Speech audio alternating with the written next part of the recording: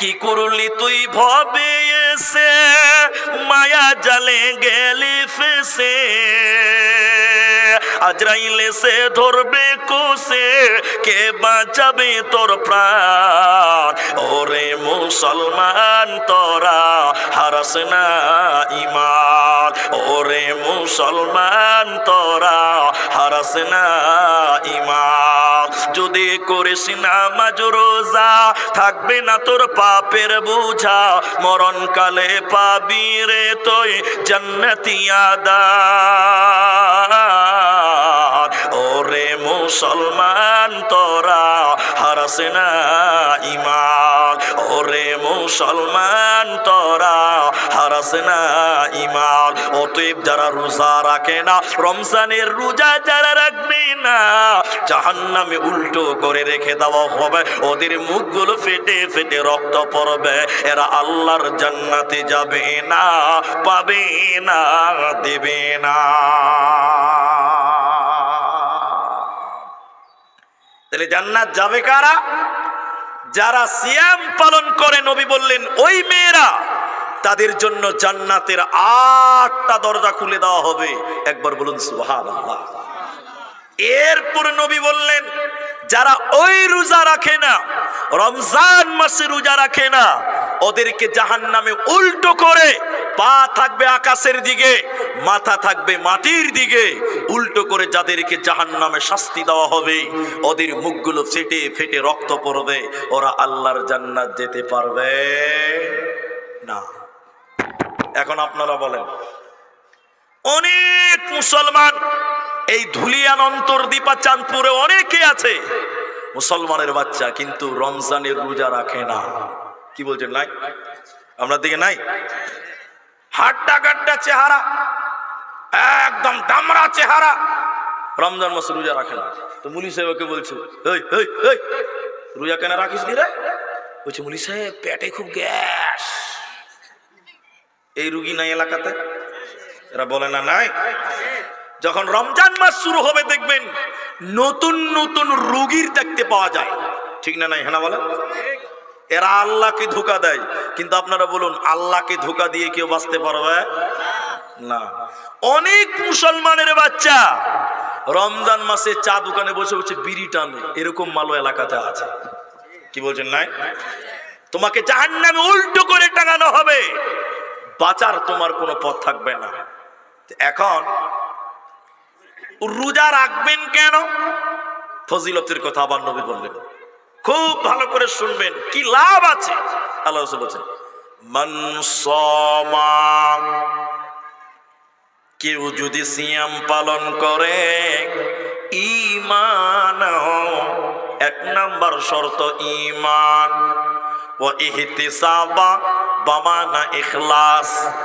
কেউ যদি সিয়াম পালন করে ঈমানের সঙ্গে, কেউ যদি রোজা রাখে ঈমানের সঙ্গে, ওয়া ইহতিসাবা, ইখলাসের সঙ্গে, গফিরা লাহু মা তাকাদ্দামা মিন জামবি, আল্লাহ তার অতীতের সমস্ত গুনাহ আল্লাহ মাফ করবে। বলুন সুবহানাল্লাহ। কিন্তু দুটি শর্ত আছে, এ থেকে গন্ডগোল আছে। একটা হলো ঈমান। ঈমান কি? এই ঈমান কি? আল্লাহ ক্ষমা করনে ওয়ালা, আমি রোজা রেখেছি আল্লাহ ক্ষমা করবেই, এই বিশ্বাস থাকতে হবে। অনেক মুসলমানের বিশ্বাস থাকে না, আছে না নাই? অন্তর্দীপার কথা বলি, গরিব মানুষ রোজা রেখেছে, সারাদিন ধানের জমিতে কাজ করেছে, রোজার মাস, কঠিন রোদ, গরিব মানুষ সারাদিন কাজ করেছে, রোজা রেখেছে, তারাবির নামাজ পড়ছে। মুলবিকে বলছে, এদিকে দেখে, মুলি সাহেব, ও মুলি সাহেব, খুব কষ্ট, খুব কষ্ট, এটা আল্লাহর কাছে দোয়া করেন, আল্লাহ যেন আমাদেরকে মাফ করে দেয়। আচ্ছা, বুঝে দোয়াটা চাইছি, তাহলে ওর বিশ্বাস আছে যে আল্লাহ মাফ করবে, আছে না নাই? কথা বলেন, আছে না নাই? এটা বুঝাবার জন্য বলছি, এতে আবার বেল লাগাবেন না, ফতোয়াদার করবেন না। এবার মুলবি সাহেব কি করলো? আমাদেরকে দেখেন, নামাজের পর দোয়া করছে, রব্বানা যালামনা আনফুসানা, দোয়া করছে আল্লাহ, কঠিন রাত্রিবেলা রোজা রেখে ধানের জমিতে কাজ করেছি, রব্বুল আলামিন রোজা ছাড়ে নাই। আল্লাহ তুমি আমাদের সবাইকে মাফ করে দাও। গরিব গেলা কাঁদছে, বলছে আমিন আমিন। মুলি সাহেব বলছে আল্লাহ সবাই রোজা রেখেছে কষ্ট করে রোদ্রি বেলা, তাও রোজা ছাড়েন, আল্লাহ তুমি মাফ করে দাও। গরিবেরা বলছে আমিন, আল্লাহ মাফ করে দাও। এরই ভিতরে একটা লোক মনে মনে বলছে যতই আমিন আমিন কর, দোয়া কবুল হইতেও পারে নাও পারে। সবাই কাঁদছে, আমার দিকে দেখেন, সবাই কাঁদছে, আমিন আমিন করছে, মাফ হবেই। ওরই ভিতরে একজন মনে মনে বলছে যতই কান দোয়াতে আল্লাহ মাফ করবে না। আচ্ছা আপনারা বলুন এর দোয়া কবুল হবে? এক আল্লাহ মাফ করবে? করবে না। তাহলে রমজানে সিয়াম পালন করো গুনাহ মাফের জন্য।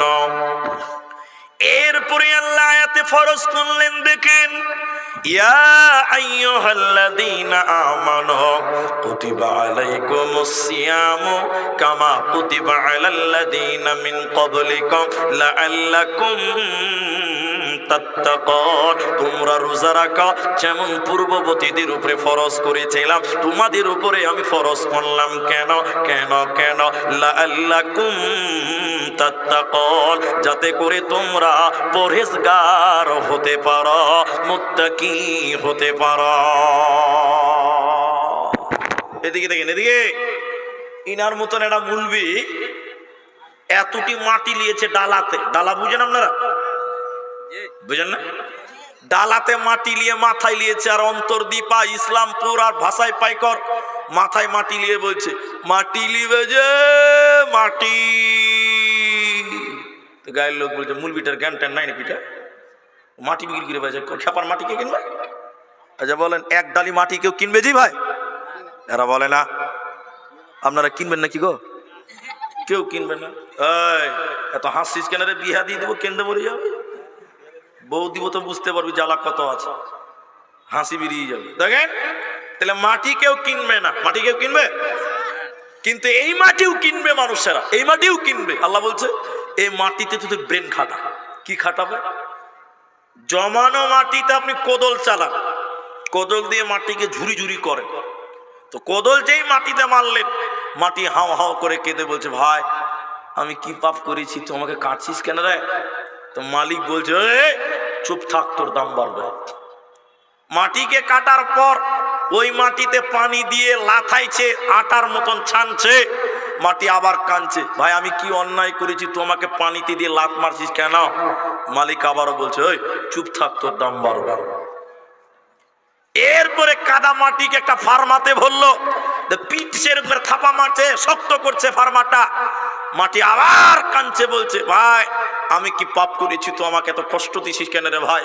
মালিক বলছে এই চুপ থাক, তোর দাম বাড়বে। এরপরে ফার্মাতিকে এটা রোদে ঢাললো, মাটিকে, কাঁচা মাটিকে রোদে একদম তাপে খটখটা হয়ে শুকে গেছে। মাটি কাঁদছে ভাই আমি কি পাপ করলাম রে ভাই, এত কষ্ট আমাকে কেন দাও? মালিক বলছে চুপ থাক, তোর দাম বাড়বে। এরপরে শুকনো মাটিকে কয়লার উপরে দিয়েছে, কয়লার উপরে আগুন জ্বালিয়ে পুরে লাল করে দিয়েছে। এই কাঁচা মাটিকে পুরে লাল টকটকা ইট বানিয়েছে।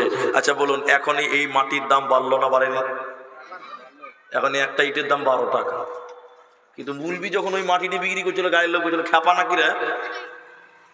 এখানে এই মাটিকে লাত খেতে হলো, রোদে পুড়তে হলো, কয়লাতে পুড়তে হলো, আগুনে যেতে হলো, পানিতে চুবোতে হলো।